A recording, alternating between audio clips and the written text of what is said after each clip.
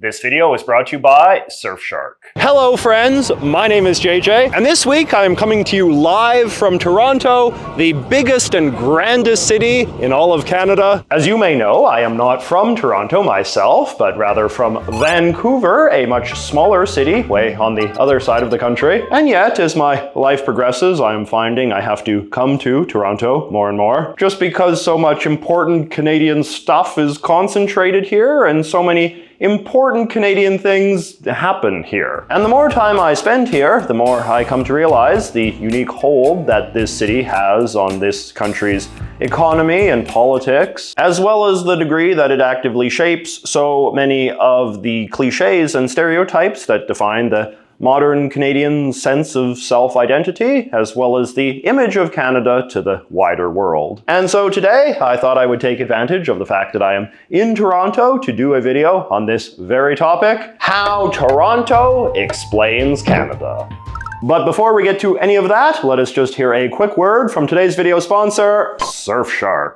Hello friends, so as I mentioned, I'm traveling around Canada at the moment, and you know what that means? Using the internet in a lot of weird, dodgy places. Coffee shops, hotel lobbies, basement suites of weird friends of friends. And as we all know, whenever you connect your computer or phone to a Wi-Fi network that you are not familiar with, you are taking a risk. Hacker-type people love to take advantage of morons like me who just blindly connect to any Wi-Fi network without the little lock beside it, and then use this unprotected connection to do all sorts of sinister things like spy on me, take my personal information, or even upload malware onto my machine without me even noticing. But surely there is no way to prevent such a horrible fate, you say? Well, that is where you are wrong. For you see, with the Surfshark VPN/internet security app, you can rest easy knowing your machines will always be secure, no matter whose crazy Wi-Fi you're using. The Surfshark app, which can be used on both desktop and mobile devices, keeps all of your data fully encrypted whenever you go online, and also uses virtual private network technology to mask critical information that might otherwise expose your real-world location to hackers,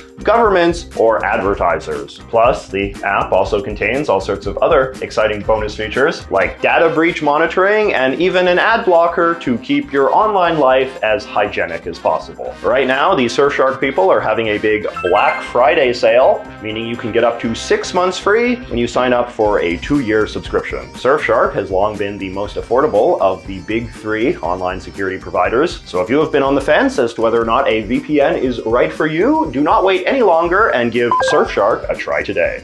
Okay, so the first and probably most significant way that Toronto helps define Canada is through the city's enormous population. Toronto has a population of around 3 million people, which makes it Canada's largest city by a significant margin. An additional 3 million people live in the cities directly surrounding Toronto, which you could argue put them in the city's orbit to one degree or another. Since Canada's population is about 40 million, this means around 15% of all Canadians either live in Toronto or its surrounding suburbs. And this fact makes Canada significantly different from the US, where their largest metropolitan area, New York City, only comprises about 7% of the national population. So you can think of it that way. What would America be like if New York City was twice as big?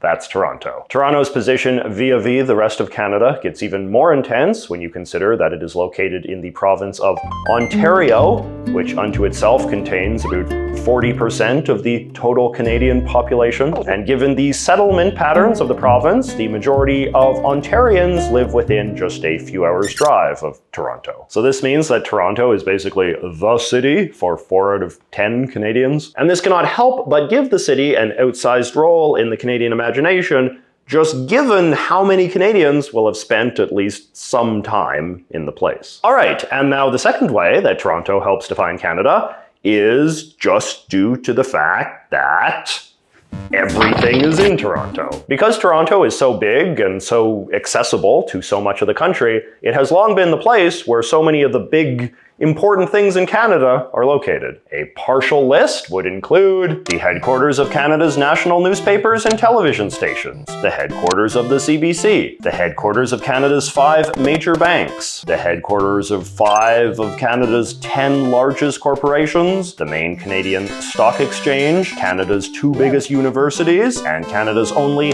NBA team and only MLB team. A lot of Canada's most iconic brands likewise have names that refer to Toronto in some way, like the Toronto Dominion Bank, the Toronto Film Festival, and the Toronto Blue Jays. Even Canada's most beloved fast food chain, Tim Hortons, is named after a hockey player from the Toronto Maple Leafs. Due to its size, which is large even by US standards, Toronto also enjoys a status as a must-visit city for touring comedians and bands and musicals, or podcasters doing a live taping, or public intellectuals having a spirited debate about the future of the West. I would argue that this is in turn responsible for another significant part of the Canadian self-conception, namely the belief that Canada is one of the most important countries in the entire world. Canadians tend to think of Canada as one of the world's major countries that other nations should know about and respect. And I would say that part of this is just a sort of extrapolation of the fact that Toronto gets a lot of attention from internationally famous people. All right, now let us get into how Toronto helped establish the legend of Canadian progressivism. So people often talk about the liberalism of Canada as if it is something that is just inherent to the character of Canadians, like we are just fundamentally a progressive-minded people or whatever. But I would argue that a lot of the tropes of Canadian progressivism are actually rooted in particularly Toronto experiences that grew out of Toronto's unique history, and then, due to Toronto's unique influence over the rest of the country, have been subsequently generalized into universal Canadian values. So, for much of Canadian history, Toronto was actually known for being one of the most conservative, modest, and quite puritanically Protestant places in North America. Beginning in the 19th century, Toronto was understood as Canada's main English city, in contrast to Montreal and Quebec City, which were more French. And accordingly, throughout the 1800s, Toronto established an identity that was very much bound up in the sort of upright, WASP Victorian sensibilities that were very popular among English Canadian elites of the time. So it became a place where, the sale of liquor was very tightly controlled and people dressed in a very austere way, and there were these extremely strict laws banning you from doing basically anything fun on a Sunday, like buying ice cream or playing tennis. Shopkeepers would hang big black curtains in their windows because it was seen as sinful to even look at products on the Lord's Day. There's a line I have always liked about how Toronto in those days was seen as the Methodist Rome, in the sense of being defined by one of the most strident forms of a particular sort of Protestant ethos that was very colorless and judgmental. There was a dark side to this too, of course, with the stridently waspy character of Toronto, often making it a very uninviting place for minorities, especially Catholics and Jews, who were sometimes even on the receiving end of street violence. And all this lasted well into the 20th century, with catchphrases like Toronto the Good or New York run by the Swiss, reflecting this idea that Toronto was this very upright place that was very boring and polite, but orderly. The legacy of this reputation probably has something to do with the fact that Canadians continue to be considered these very polite people to this day, even though I would argue that there is less and less obvious evidence for that anymore. And that is in part because Toronto culture underwent an enormous revolution in the latter half of the 20th century in the aftermath of World War II. Canada's immigration laws were greatly liberalized in the 1960s, and this led to a tremendous inflow of immigrants into Toronto, including an unprecedentedly high number of people of color and non-Christians. And this has been the case ever since, and Toronto is now by far the single most diverse city in all of Canada. The big social revolutions of the post-war era, like feminism, anti-racism, and gay rights, came to Toronto over in the same time, and were eagerly embraced by a population that was by then more than ready for them. And that is a critical point. Toronto had been such an uptight city for so long that when the winds of social change started to blow, they had a lot of lost time to make up for. And this led to the emergence of the progressive Toronto culture that we see today, which is proud, but maybe also a little insecure, in the sense of really feeling the need to prove that its reactionary, exclusionary past is now firmly behind it. I think that this is actually very often the case with places we think of as having a very progressive identity in the present. If you look at their history, it becomes easy to see their contemporary progressivism as very much a correction or even overcorrection to a past that was very much the other way. I think that the modern progressive identity of formerly conservative countries like Holland, Ireland, and Spain can be very much interpreted this way. And like Canada, I think that a lot of the progressivism to come out of those places was very much driven by their largest cities as well. But much like those countries, it is of course always worth noting that Canada did not universally transform into a bastion of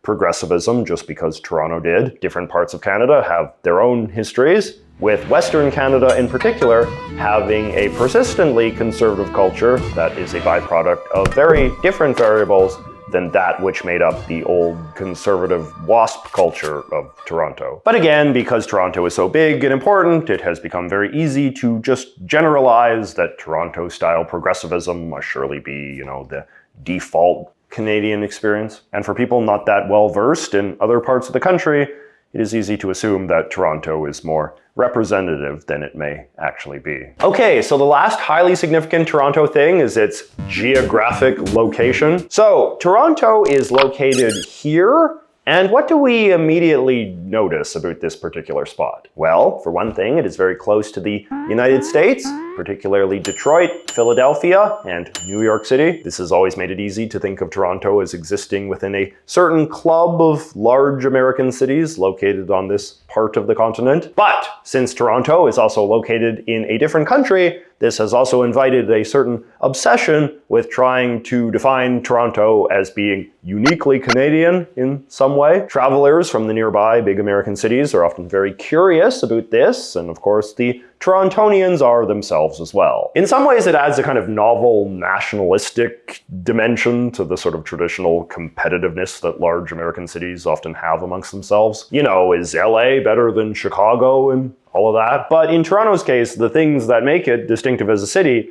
are often taken to be reflective of Canada as a whole, both because the city really leans into its Canadianness as something that makes it distinctive from its sister cities in the region, as well as the fact that Toronto is very often the only Canadian city that many Americans want or need to visit. Anti-Americanism is a huge part of Canada's national identity, and is often taken to be an outgrowth of a certain sort of Canadian insecurity and inferiority. And I think it's possible to understand this psychology as an extrapolation of a certain particularly Toronto-centric experience, wherein no matter how good you get, well, you're never New York. The other important geographic variable to consider is Toronto's proximity to Ottawa and Quebec. Ottawa is, of course, Canada's capital, also located in Ontario. And having Canada's largest city located within a 4-hour drive of the capital has helped consolidate a belief that most of what matters in this country occurs in this small corner of it. Given parliamentary political power in Canada correlates with population, a lot of Canada's most important politicians come from Toronto, and their perspectives on the fundamental nature of the country are unlikely to be all that challenged by a capital city that is so close to where they're from. The antics of these politicians are all covered by journalists working for Canada's major national news outlets, which, like I said, are all concentrated in Toronto. And the journalists probably went to school in Toronto as well. This is a fact that people in other parts of the country, particularly Western Canada, tend to resent a lot because it means that everything is supposedly infected with a liberal Toronto bias. But on some level, it's also just kind of an unavoidable reality given how Canada is set up and not really a product of malicious doing on anyone's part. Toronto's proximity to the Quebec border, which Ottawa is located on, also matters a lot because it helps reinforce this idea that Canada should be primarily understood as a union of French speakers and English speakers. Where I live, over in Vancouver, That can come off as a rather strange theory of the country, just given the fact that there are hardly any French-speaking communities in Western Canada. Other Canadians often get quite offended at the indifference I show to French Canada, but that is because other Canadians often come from Toronto, which is located just 4 hours away from a French-speaking province of 8 million people. This reality also makes political issues like French-Canadian nationalism and separatism seem much more pressing in Toronto than they do where I come from. And it's why some of the symbolic policies designed to appease French-Canadian concerns, like bilingual signage and French schools, are much more visible in Toronto than in Vancouver. Even though Toronto doesn't have a particularly large French-speaking community itself, they still give these issues a lot more oxygen than might be the case if Canada's largest city was located in, say, Calgary. So yes, that is my theory of how Toronto explains Canada. Does my analysis of Toronto perhaps remind you of the sway that any other large city has on its surrounding country? Let me know in the comments below, and I will see you next week.